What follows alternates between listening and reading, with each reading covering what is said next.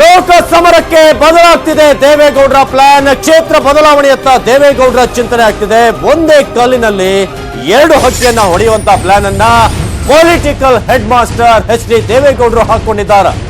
ಲೋಕ ಸಮರಕ್ಕೆ ಬದಲಾಗ್ತಾ ಇದೆ ದೇವೇಗೌಡರ ಪ್ಲಾನ್. ಕ್ಷೇತ್ರ ಬದಲಾವಣೆಯತ್ತ ದೇವೇಗೌಡರ ಚಿಂತನೆ ಆಗ್ತಾ ಇದೆಯಾ?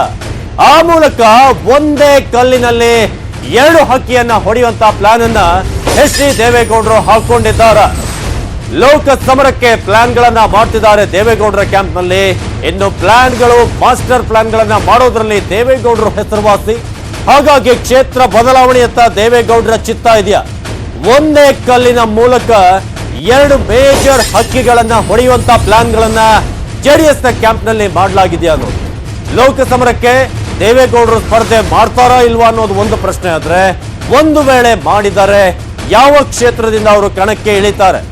ಒಂದೇ ಕಲ್ಲಿನ ಮೂಲಕ ಹಕ್ಕಿಗಳು ಎರಡು ಹಕ್ಕಿಗಳನ್ನು ಹೊಡೆಯುವಂತ ಪ್ಲಾನ್. ಹಾಗಾದ್ರೆ ಆ ಒಂದು ಕಲ್ಲು ಯಾವುದು? ಯಾವ ಹಕ್ಕಿಗಳು? ಬೆಂಗಳೂರು ಉತ್ತರದಿಂದ ಸ್ಪರ್ಧಿಸಲ್ವಂತೆ ಎಚ್ ಡಿ ದೇವೇಗೌಡರು. ಕಾಂಗ್ರೆಸ್ ನಾಯಕನ ಕೋಟೆಗೆ ಲಗ್ಗೇಡೋದಕ್ಕೆ ದೇವೇಗೌಡರೀಗ ಸಜ್ಜಾಗಿದ್ದಾರೆ.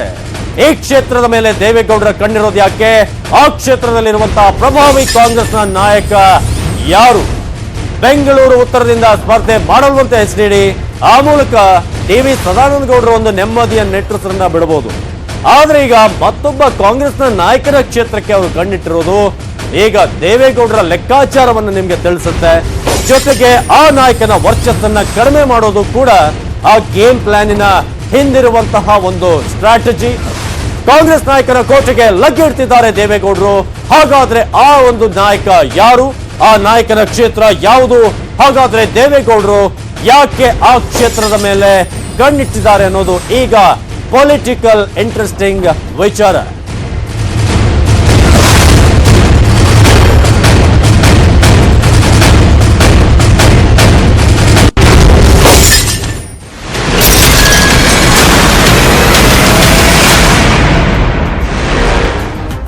ಕಣ್ಣಿಟ್ಟಿರುವಂತಹ ಕ್ಷೇತ್ರ ಅಂತಿಂತ ಕ್ಷೇತ್ರ ಅಲ್ಲ.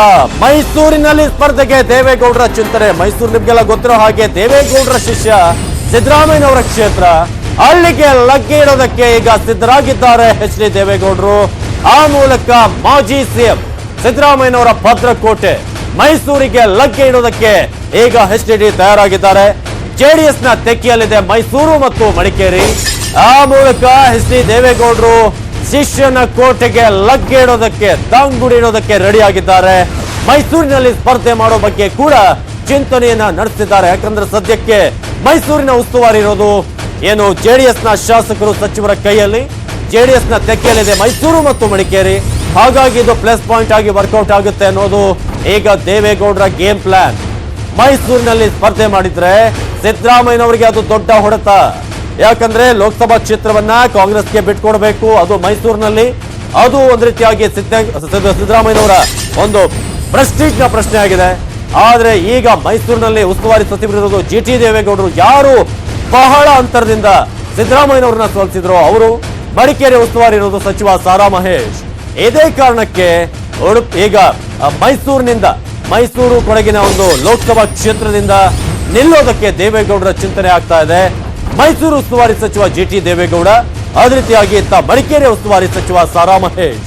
ಆ ಮೂಲಕ ಈಗ ಮೈಸೂರು ಮತ್ತು ಕೊಡಗಿನ ಲೋಕಸಭಾ ಕ್ಷೇತ್ರದ ಮೂಲಕ ನಿಲ್ಲೋದಕ್ಕೆ ಇದೇ ಕಾರಣಕ್ಕೆ ಅವರು ಅಖಾಡಕ್ಕೆ ಇಳಿಯೋದಕ್ಕೆ ಚಿಂತನೆಯನ್ನು ನಡೆಸ್ತಾ ಇರೋದು.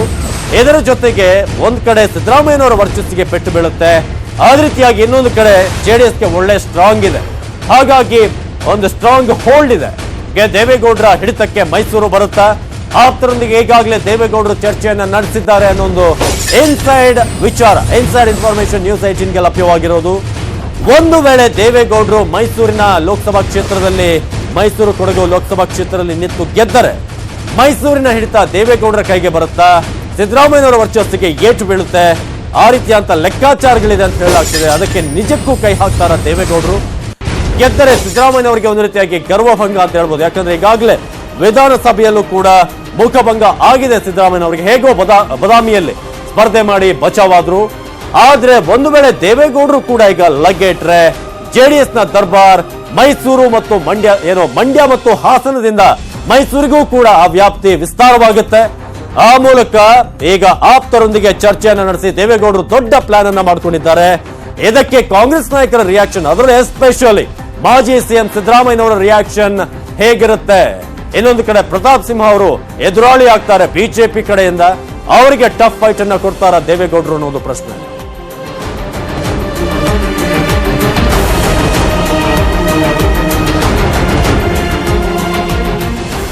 ಈ ಬಗ್ಗೆ ಹೆಚ್ಚಿನ ಇನ್ಸೈಟ್ಸ್ ಅನ್ನ ಕೊಡ್ತಾರೆ ನಮ್ಮ ಪ್ರತಿನಿಧಿ ನೇರ ಸಂಪರ್ಕದಲ್ಲಿ ಜನಾರ್ದನ್ ಹೆಬ್ಬಾರ್. ಇದೀಗ ದೇವೇಗೌಡರ ಕ್ಷೇತ್ರ ಒಂದು ವೇಳೆ ಸ್ಪರ್ಧೆ ಮಾಡೋದಾದ್ರೆ ಇನ್ನೂ ಕೂಡ ಒಂದು ಫೈನಲೈಸ್ ಆಗಿಲ್ಲ, ಬಹಳ ಕುತೂಹಲ ಮೂಡಿಸ್ತಾ ಇದೆ. ಮೈಸೂರಾದ್ರೆ ಅದರ ಆಫ್ಟರ್ ಎಫೆಕ್ಟ್ಸ್ ಹೇಗಿರುತ್ತೆ, ಏನು ಇದರ ಹಿಂದಿನ ಸ್ಟ್ರಾಟಜಿ ಅನ್ನೋದು?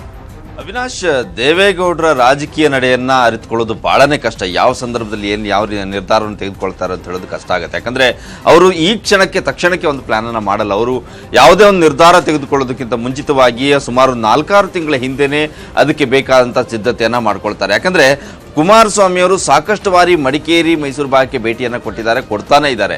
ಇದರ ಹಿಂದೆ ಸಾಕಷ್ಟು ಲೆಕ್ಕಾಚಾರ ಇದೆ. ಆ ಕ್ಷೇತ್ರವನ್ನ ಬಲಪಡಿಸಿಕೊಳ್ಳೋದು ಅಲ್ಲದೆ ಕೊಡಗು ಮಡಿಕೇರಿ ಭಾಗದ ಒಂದು ಜಿಲ್ಲಾ ಉಸ್ತುವಾರಿ ಸ್ಥಾನವನ್ನು ಕೂಡ ಜೆಡಿಎಸ್ ಸಚಿವರಿಗೆ ಕೊಟ್ಟಿದ್ದಾರೆ. ಮೈಸೂರು ಕೂಡ ಜೆಡಿಎಸ್ನ ಸಚಿವರ ಕೈಲೇ ಇದೆ ಉಸ್ತುವಾರಿ ಸ್ಥಾನ. ಹಾಗಾಗಿ ದೇವೇಗೌಡರ ಲೆಕ್ಕಾಚಾರ ಸಾಕಷ್ಟು ದಿನಗಳ ಹಿಂದೆನೆ ಒಂದು ಪ್ಲಾನ್ ಆಗಿರುತ್ತೆ. ಮೈಸೂರಿನಲ್ಲಿ ಅವರು ಸ್ಪರ್ಧೆ ಮಾಡಬೇಕು ಅಂತೇಳಿ ಮೊದಲೇನೆ ಒಂದು ಚಿಂತನೆಯನ್ನ ಮಾಡಿದ್ರು. ಆ ಕಾರಣಕ್ಕಾಗಿ ಎಲ್ಲ ಸಿದ್ಧತೆಯನ್ನು ಕೂಡ ಮಾಡ್ಕೊಳ್ತಾ ಇದ್ರು. ಇನ್ನೊಂದು ಕಡೆಯಲ್ಲಿ ಹಾಸನದಲ್ಲೂ ಕೂಡ ಅವರು ತಮ್ಮ ಹಿಡಿತವನ್ನ ಬಿಟ್ಕೊಡ್ಬಾರ್ದು ಅನ್ನೋ ಕಾರಣಕ್ಕಾಗಿ ಮೊಮ್ಮಗನಿಗೆ ಒಂದು ಅವಕಾಶವನ್ನ ಮಾಡಿಕೊಟ್ಟಿದ್ದಾರೆ. ಆದ್ರೆ ಬೆಂಗಳೂರು ಉತ್ತರದಲ್ಲಿ ದೇವೇಗೌಡರು ಸ್ಪರ್ಧೆ ಮಾಡ್ತಾರಂತ ಹೇಳುವಂತ ಸಂದರ್ಭದಲ್ಲೂ ಸಹಿತ ಅಲ್ಲಿಯೂ ಕೂಡ ಅವ್ರ ಲೆಕ್ಕಾಚಾರ ಇತ್ತು. ಆದ್ರೆ ಮೈಸೂರಿನಲ್ಲಿ ಈಗ ಸ್ಪರ್ಧೆ ಮಾಡಬೇಕು ಅಂತ ಹೇಳಿ ಒಂದು ತೀರ್ಮಾನಕ್ಕೆ ಬರ್ತಾ ಇದ್ದಾರೆ. ಆ ಬಗ್ಗೆ ಚರ್ಚೆ ನಡೆಸ್ತಾ ಇದ್ದಾರೆ. ಯಾಕಂದ್ರೆ ದೇವೇಗೌಡರು ಮೈಸೂರಿನಲ್ಲಿ ಹೋದ್ರೆ ಅವರಿಗಲ್ಲಿ ಅವರದೇ ಆದಂತ ಓಟ್ಗಳಿದ್ದಾವೆ, ಜೆಡಿಎಸ್ನ ಓಟ್ಗಳಿದ್ದಾವೆ. ಅದ್ರ ಸಪೋರ್ಟ್ ಜೊತೆಗೆ ಸಿದ್ದರಾಮಯ್ಯನವರ ವರ್ಚಸ್ಸನ್ನು ಕೂಡ ಕಡಿಮೆ ಮಾಡಬೇಕು. ಯಾಕಂದ್ರೆ ಮೈತ್ರಿ ಸರ್ಕಾರದಲ್ಲಿ ಸಮನ್ವಯ ಸಮಿತಿ ಅಧ್ಯಕ್ಷರಾಗಿರುವಂತಹ ಸಿದ್ದರಾಮಯ್ಯನವರು ಸಾಕಷ್ಟು ಬಾರಿ ಆಟ ಆಡ್ತಾ ಇದ್ದಾರೆ ಅಂತೇಳಿ ಮೊನ್ನೆ ದಿನ ನಡೆದಂತ ಜೆಡಿಎಸ್ ಸಮಾವೇಶದಲ್ಲಿ ನೇರವಾಗಿ ಆಕ್ರೋಶವನ್ನು ಹೊರಹಾಕಿದ್ದಾರೆ ದೇವೇಗೌಡರು. ಈ ಕಾರಣಕ್ಕಾಗಿ ಸಿದ್ದರಾಮಯ್ಯನ ವರ್ಚಸ್ಸನ್ನ ಕಡಿಮೆ ಮಾಡಬೇಕು ಅಂದ್ರೆ ಇವರು ಅಲ್ಲಿ ಹೋಗಿ ಸ್ಪರ್ಧೆ ಮಾಡಬೇಕು. ಇವರು ಹೊರತಾಗಿ ಬೇರೆ ಯಾರಾದ್ರೂ ಅಲ್ಲಿ ಸ್ಪರ್ಧೆ ಮಾಡ್ತೀವಿ ಅಂತಂದ್ರೆ ಮೈತ್ರಿ ಸರ್ಕಾರ ನಡುವೆಯಲ್ಲಿ ಸೀಟ್ ಹಂಚಿಕೆ ಸಂದರ್ಭ ಬಂದಾಗ ಬಿಟ್ಕೊಡೋದು ಕಷ್ಟ. ದೇವೇಗೌಡರಿಗೆ ಆದ್ರೆ ಕಾಂಗ್ರೆಸ್ ಹೈಕಮಾಂಡ್ ಸಹಿತ ಈ ಸಂದರ್ಭದಲ್ಲಿ ಇಲ್ಲ ಅಂತ ಹೇಳಕ್ಕಾಗಲ್ಲ. ಇದು ಅವರಿಗೆ ಕೊನೆ ಚುನಾವಣೆ ಅಂತೇಳಿ ಕೂಡ ಅವ್ರು ಹೇಳ್ಕೊಡ್ತಾ ಇದ್ದಾರೆ. ಆ ಕಾರಣಕ್ಕಾಗಿ ಕಾಂಗ್ರೆಸ್ ಕೂಡ ಇಕ್ಕಟ್ಟಿಗೆ ಸಿಲ್ಕತ್ತೆ. ದೇವೇಗೌಡರ ಸ್ಪರ್ಧೆ ಮಾಡ್ತೀನಿ ಅಂತ ಹೇಳಿದಾಗ ಇಲ್ಲ ಅಂತ ಹೇಳಕ್ಕಾಗಲ್ಲ. ಅವ್ರನ್ನ ಸೋಲ್ಸ್ಲಿಕ್ಕೂ ಕೂಡ ನೇರವಾಗಿ ಆಗಲ್ಲ. ಕಾಂಗ್ರೆಸ್ ಅವರಿಗೆ ಸಪೋರ್ಟ್ ಮಾಡಿ ನಿಲ್ಬೇಕಾಗತ್ತೆ. ಕಾಂಗ್ರೆಸ್ ಅವರ ಬೆಂಬಲಕ್ಕೆ ನಿಂತಾಗ ಜೆಡಿಎಸ್ ಅವರ ಪಕ್ಷ ಆಗಿರೋದ್ರಿಂದ ಸಹಜವಾಗಿ ಅವರಿಗೆ ಹೆಚ್ಚಿನ ಅವಕಾಶಗಳಿರ್ತವೆ. ಒಂದು ವೇಳೆ ದೇವೇಗೌಡರು ಮೈಸೂರಿನಲ್ಲಿ ಗೆದ್ರೆ ಸಿದ್ದರಾಮಯ್ಯನವರ ವರ್ಚಸ್ಸು ಸಂಪೂರ್ಣವಾಗಿ ಅಲ್ಲಿ ಕಡಿಮೆ ಆಗುತ್ತೆ. ಈಗಾಗಲೇ ಜಿಟಿ ದೇವೇಗೌಡರ ಎದುರಿನಲ್ಲಿ ಪರಾಭವನ ಕಂಡಿದ್ದಾರೆ ಸಿದ್ದರಾಮಯ್ಯನವರು.